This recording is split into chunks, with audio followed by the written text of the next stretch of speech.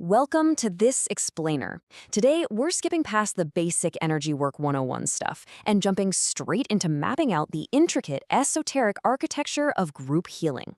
We're looking at source material that treats human consciousness not just as some passive observer, but as a highly active, structural, mechanical force. If you're already familiar with the foundational concepts of etheric fields, you know that intent matters. But today, we're going a lot deeper than that.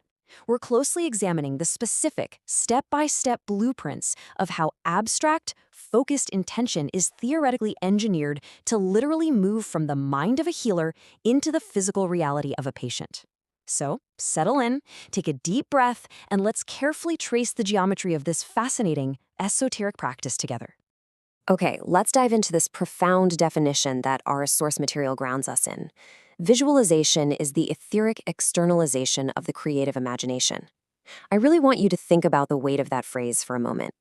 In the advanced contexts we're looking at, visualization isn't viewed as simply daydreaming or, making up pretty pictures in your head.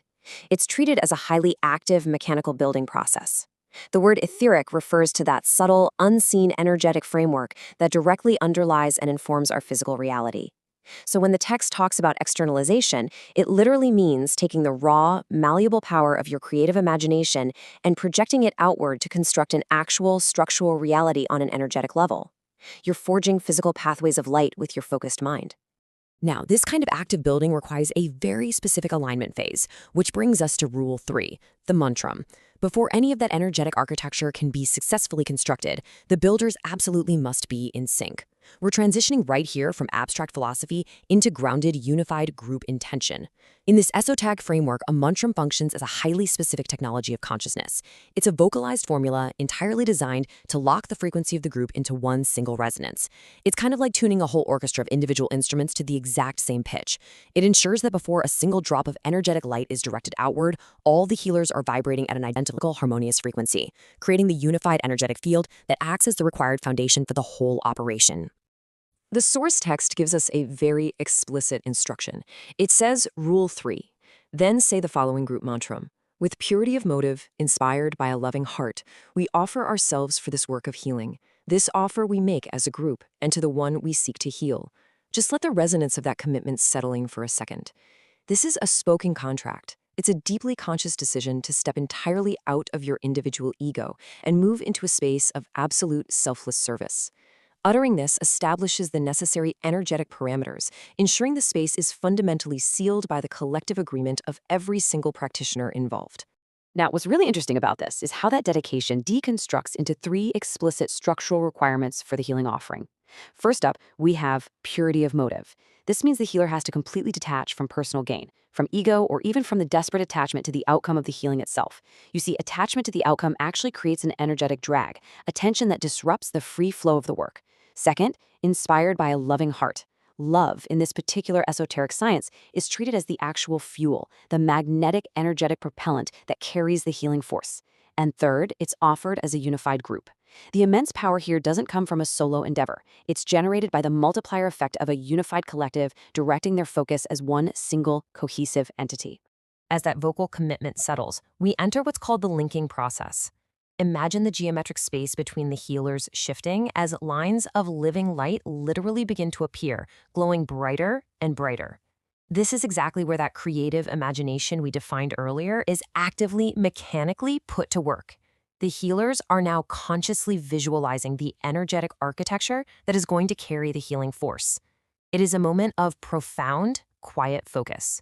We're shifting from the auditory resonance of the mantram into the visual and energetic construction of an etheric web. The group is actively laying down the glowing tracks that the healing energy will soon travel across. Let's move to and see how this builds. Picture fluid, moving streams of living light traveling from the healer's ajna center out to the heart center of the group circle and simultaneously extending across the space toward a translucent, resting silhouette, the patient. The source material is incredibly specific about the mechanics of this flow. It dictates a deliberate, highly directed circuit of energy. It doesn't just wash aimlessly all over the room, it travels along the precise etheric pathways the group just constructed. It goes from the intense focal point of the ajna center, right between the eyebrows, pooling into the collective magnetic heart of the group, and then striking out in a unified beam directly toward the physical and etheric bodies of the patient. So the crucial point is this strict directive issued by the text, but work ever from the ajna center. Now, why is that so heavily emphasized for the advanced practitioner? Well, in esoteric healing traditions, the heart center provides the love, which is the essential magnetic fuel for the healing process. But the ajna center provides the directing will. If a healer works solely from emotion, empathy, or the solar plexus, they run a massive risk of becoming energetically entangled with the patient's condition. They might literally absorb the very distress they're trying to alleviate. By anchoring the visualization and the projection of that living light strictly in the ajna center, the healer maintains a laser-like, stable, and protected focus. It acts as the steady control room for all that fluid energy. And remember, the final visualized state is dynamic, it is not static. The source instructs us directly to visualize the linking process going on. See it as moving lines of living light substance linking you to your brothers on one hand and to the patient on the other. Notice the sensory tactile language they use there. This ethereal substance is what literally connects the circuit. It draws on the immense pooled power of the group's loving heart on one side, while simultaneously reaching out to bathe the patient on the other. It forms a continuous, radiant, and pulsating bridge of focused intention. The healing environment is completely transformed into a literal grid of light, built entirely out of the etheric externalization of the group's disciplined, creative imagination. So what does this all mean for us? If our collective intention is not just passive thought, but an actual architectural tool, the implications are honestly staggering. If the source material is right, and visualization is indeed the etheric externalization of the creative imagination, meaning our focused thoughts are literally building energetic realities, then we have to ask ourselves, what powerful realities is your mind actively externalizing right now in this very moment? Are you building lines of living light, or are you unwittingly constructing something else entirely?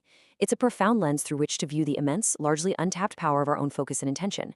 Thanks for joining me on this deep dive into the esoteric mechanics of group healing, and I highly encourage you to keep exploring the incredible potential of your own mind. See you next time.